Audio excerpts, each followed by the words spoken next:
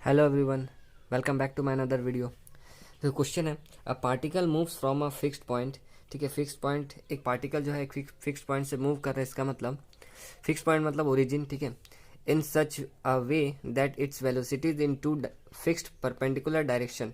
ठीक है, दो परपेंडिकुलर डायरेक्शन, मतलब अगर एक ऐसा तो एक ऐसा। ठीक है, तो मतलब एक एक्स एक्सिस के अलोंग और एक वाई एक्सिस के अलोंग। अच्छा, after T seconds are this and this. ठीक है, मतलब परपेंडिकुलर डायरेक्शन मतलब वेलोसिटी। ठीक है, वेलोसिटी जो है परपेंडिकुलर डायरेक्शन में एक्स के लिए वेलोसिटी ये वाला और वाई के लिए ये वाला। ठीक है, where A is a constant. ठीक है, ए जो है कांस्टेंट यहाँ पर। अच्छा, prove that it's acceleration has a constant magnitude. अच्छा, मतलब हम लोग को एक्सेलरेशन को कांस्टेंट दिखाना है। अच्छा, उसके बाद एंड फाइंड इट्स पाथ। ठीक है, तो हम लोग एक कांस्टेंट दिखाने वाला, एक्सेलरेशन को कांस्टेंट दिखाने वाला प्रॉब्लम्स किए थे। ठीक है, अच्छा, वो एक प्रॉब्लम था और एक प्रॉब्लम हम लोग किए थे जिसमें पाथ खोजना था। पाथ खोजना मतलब एक्स और वाई के बीच रिलेशन खोजना था। ठीक है, दो अलग अलग सवाल था, इसमें एक ही साथ करना है। तो देखो दिया क्या है, पहले तो वेलोसिटी दिया हुआ है। ठीक है, एक्स के अलोंग ये और वाई के अलोंग ये। ठीक है, तो चलो लिख देते हैं।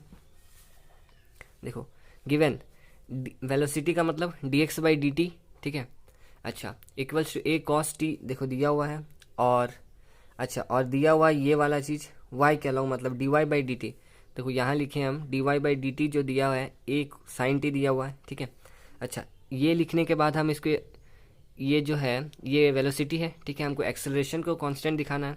ठीक है, तो इसका मतलब हमको इसको एक बार डिफ्रेंशिएट करना होगा। ठीक है, तो टी के रिस्पेक्ट में, तो टी के रिस्पेक्ट में डिफ्रेंशिएट करेंगे तो ये डबल डेरिवेटिव बनेगा इक्वल्स टू, देखो ए तो लिखेंगे। ठीक है, कॉस टी का माइनस साइन टी, इसको इक्वेशन 2 रखे हैं। अब जो और एक ठो गिवन दिया हुआ था, ठीक है, वो लिखे हैं और उसके बाद इसको भी डिफ्रेंशिएट करेंगे। ठीक है, क्योंकि एक्सेलरेशन, रिजल्टेंट एक्सेलरेशन के लिए हम लोग को ये एक्सेलरेशन एक्स वाला और वाई वाला दोनों चाहिए। ठीक है, इसके बाद वो जोड़ते हैं और रूट चढ़ा के। ठीक है, चलो फिर इसको देखो, इसको भी लिखे हैं, इसका डिफ्रेंशिएशन करेंगे तो ये तो डबल डेरिवेटिव। अच्छा, ए लिखाएगा साइन टी का कॉस टी। ठीक है, इसको इक्वेशन 4।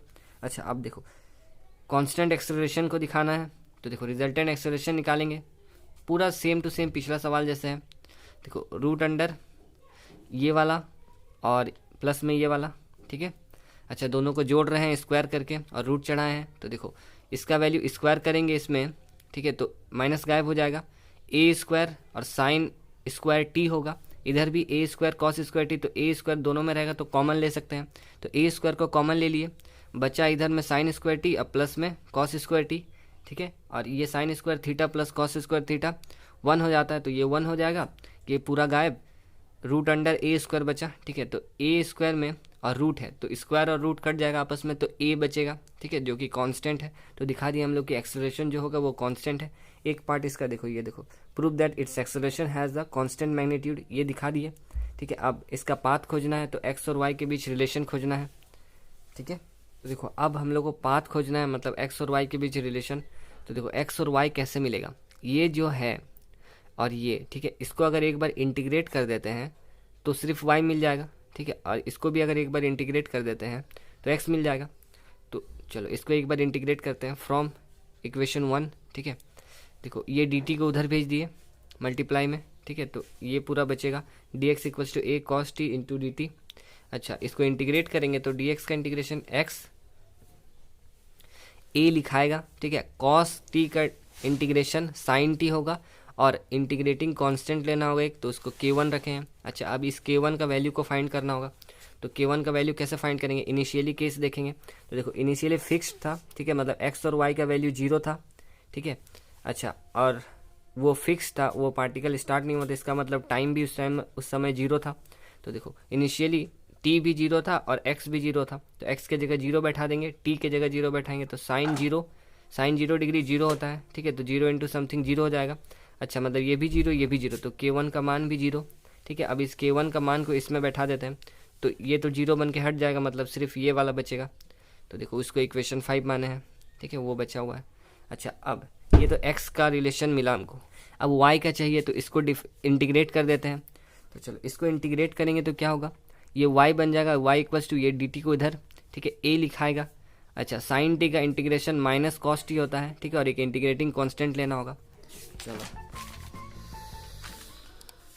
देखो फ्रॉम 3 से अब हम उसको इंटीग्रेट कर रहे हैं, तो देखो a लिखाया है साइन टी का माइनस कॉस टी और एक इंटीग्रेटिंग कांस्टेंट k2 रखे हैं। अब इस k2 का वैल्यू इनिशियली निकालेंगे तो t उस समय 0 और y का वैल्यू भी फिक्स था तो 0, ठीक है। अच्छा, दोनों को इसमें भरेंगे तो देखो यहाँ t के जगह 0 भरेंगे तो कॉस 0 डिग्री 1 होता है, ठीक है, तो 1 इंटू समथिंग यही रहेगा, नो चेंज, ठीक है। तो माइनस a रहेगा और प्लस में k2 रहेगा, इसके जगह तो 0 बैठा दिए, इसका मतलब k2 का वैल्यू क्या मिलेगा, इसको उधर भेज देंगे तो a, ठीक है। अच्छा, तो इसका मतलब अब इस k2 का वैल्यू को यहाँ भर देंगे, इस बार ये 0 नहीं है तो हटेगा नहीं, तो इस बार क्या यहाँ पर आएगा, a आएगा एक, ठीक है। तो देखो y इक्वल्स टू ये वाला और प्लस में a, दोनों में a है तो a कॉमन ले लिए, ठीक है, तो 1 माइनस कॉस टी हो गया, इसको इक्वेशन 6 बना के रखे हैं। अच्छा, अब y भी मिल गया और x वाला भी रिलेशन मिला हुआ है, तो अब ये दोनों के बीच रिलेशन दिखा देंगे। तो देखो हम ये वाला इक्वेशन और यहाँ जो इक्वेशन निकाले थे x का साथ उसका स्क्वायर कर रहे हैं और दोनों को जोड़ रहे हैं। तो देखो स्क्वायरिंग एंड एडिंग कर दिए दोनों को, ठीक है। तो देखो लेफ्ट वाला के साथ जुड़ेगा तो उधर x था और इसमें y है, तो x square plus Y square equals to, इधर में देखते हैं, इधर में देखो a square sine square t होगा, देखो a square sine square t plus इधर में ए स्क्वायर और ये वाला पूरा का होल स्क्वायर, ठीक है। अच्छा, X square plus Y square equals to A square. अच्छा, इधर साइन स्क्वायर टी प्लस इसको देखो ए स्क्वायर इसमें है, पहले तो ए स्क्वायर को कॉमन ले लिए, ठीक है, इसको अंदर रखे हैं, ये ए माइनस बी का होल स्क्वायर में इसको तोड़ दिए हैं, ठीक है। अच्छा, X square plus Y square equals to A square, देखो साइन स्क्वायर टी और इधर में दूर में एक कॉस स्क्वायर टी है, ठीक है, दोनों को जोड़ेंगे तो sign square t plus cos square T है, तो ये क्या हो जाएगा 1 और यहाँ पर प्लस में एक 1 पहले से है तो 1 और 1 मिलके 2 और ये माइनस 2 कॉस टी, ठीक है। तो ये इधर लिखा रहा है इक्वल्स टू, अब देखो 2 दोनों में है तो कॉमन ले लेंगे, ठीक है, तो क्या बचेगा 1 माइनस कॉस टी, ठीक है, 2 कॉमन निकाल दिया है। यहाँ ए स्क्वायर है तो एक ए को 2 के साथ रखे हैं और एक ए को इधर रखे हैं मल्टीप्लाई में, ठीक है। अब देखो ये वाला जो चीज़ है यही चीज़ तो यहाँ पर भी था, तो इसके जगह में हम y लिख सकते हैं, ठीक है। तो यूजिंग 6 का इस्तेमाल करके हम उसके जगह देखो इसके जगह y लिख दिए 2a और ये पूरा y बन जाएगा, तो 2ay इधर का लिखा रहा है, ठीक है। अब देखो इसको इधर बुला लिए तो ऐसा हो गया माइनस में, ठीक है। अब यहाँ पर ए स्क्वायर माइनस 2 इंटू ए इंटू बी, ठीक है, मतलब b के जगह में a है, ठीक है। अगर मेरे पास a स्क्वायर भी रहता तो ये पूरा बन जाता a माइनस बी का होल स्क्वायर, ठीक है। तो इसीलिए हम एक a स्क्वायर को जोड़े हैं, ठीक है, और इसका असर काटने के लिए मेरे को इधर भी एक a स्क्वायर जोड़ना होगा, तो इधर भी एक a स्क्वायर जोड़े हैं, ये पूरा मिलके बन गया y माइनस a का होल स्क्वायर, एक्स स्क्वायर है, ठीक है, इक्वल्स टू में a स्क्वायर। अच्छा, और यही देखो x और y के बीच रिलेशन है, तो which is the required equation of path.